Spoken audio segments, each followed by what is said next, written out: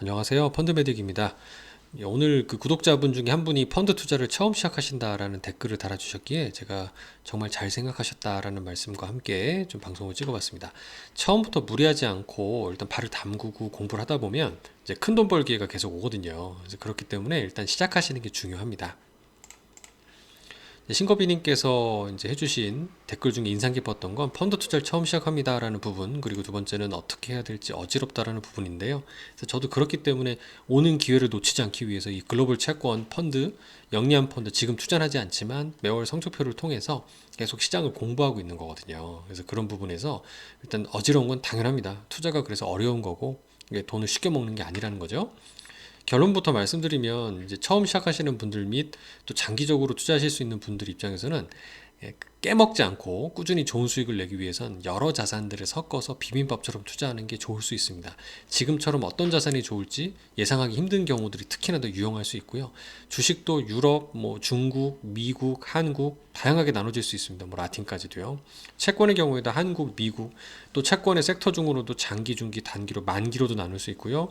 변동금리나 투자 등급, 하이힐드처럼 신용 등급으로 나눌 수도 있습니다. 다양한 영역에 또 커머디티 카드, 원자재 같은 자산들이 섞여 있는데 이런 것들이 어떤 게 좋을지 모릅니다. 예를 들어 올해 연초 이후로는 커머디티 같은 원자재가 좋았잖아요. 상대적으로 이런 어떤 게 좋을지 모르기 때문에 배팅하는 거는 틀렸을 때 리스크가 될 수 있죠. 그래서 다양한 자산을 섞는 게 어떻게 보면 가장 무난한 방식일 수 있습니다. 그래서 글로벌 자산 배분이라고 이걸 부르고 또 연금 투자나 장기 투자에 적합하다는 말씀을 많이 드려서 요새 타겟 데이트 펀드 TDF 같은 데 기본 전략이기도 합니다. 지난 1년간의 빨강색이 이제 글로벌 자산 배분 펀드로 제가 추천드리고 있는 미래에셋 합리적인 AI 글로벌 모멘텀이라는 펀드인데요.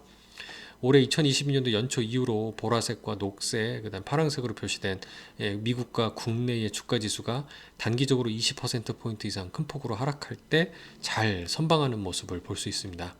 이때 잘했던 이유는 제 성적표를 통해서 많이 말씀드리고 있었지만 이때 특히 좋았던 원자재 비중을 의미 있게 잘 실어놨기 때문이다라고 말씀을 드릴 수 있고요. 그 자산 배분이 무난해요. 아주 무난한 방법입니다. 두 번째는 역발상 투자법인데요.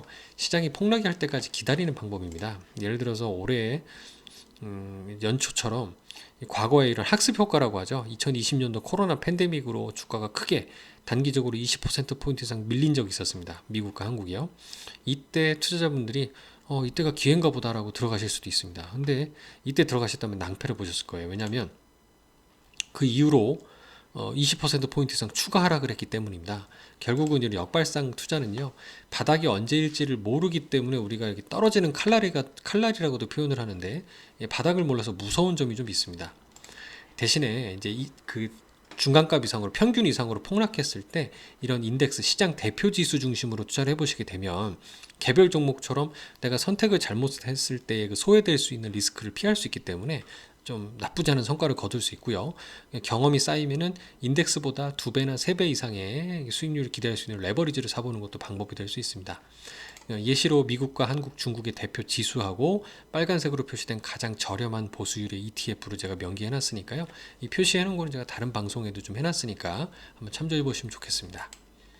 이때 3월 24일 날 역발상으로 투자했다면은 이제 한국 같으면은 무려 96% 가까이, 그다음에 미국 같으면 한 62% 정도의 성과를 단기간에도 거둘 수 있었던 겁니다.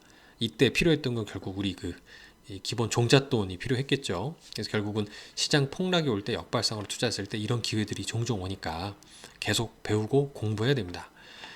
공부하기 위한 게 사실은 좀 힘들 수는 있어요.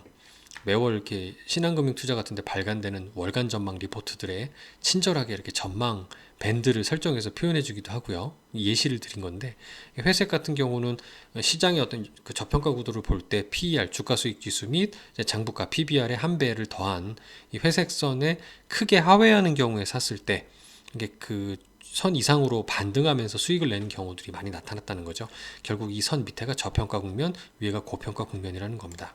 그 외에도 달러 인덱스와 같은 환율의 영향을 받아서 원화 강세 국면에 외국인들이 환차익을 노리면서 국내에 많이 투자하는 점 등 고려해보면 4월 같은 경우는 우크라이나 사태 완화 등으로 인해서 투자 심리가 개선되고 달러에 있어서는 약세 요인이기 때문에 우리나라로 조금 반등할 수 있지 않을까라고 전망하는 키움증권 리포트도 있는 겁니다. 이런 등등의 좀 많은 공부가 필요할 것 같고, 그게 귀찮아서 또는 아직 어렵다면은 그 전까지는 이렇게 공부하면서 자산 배분 펀드에 넣어놓는 게 좀 좋은 방식이 아닐까 생각이 됩니다. 감사합니다.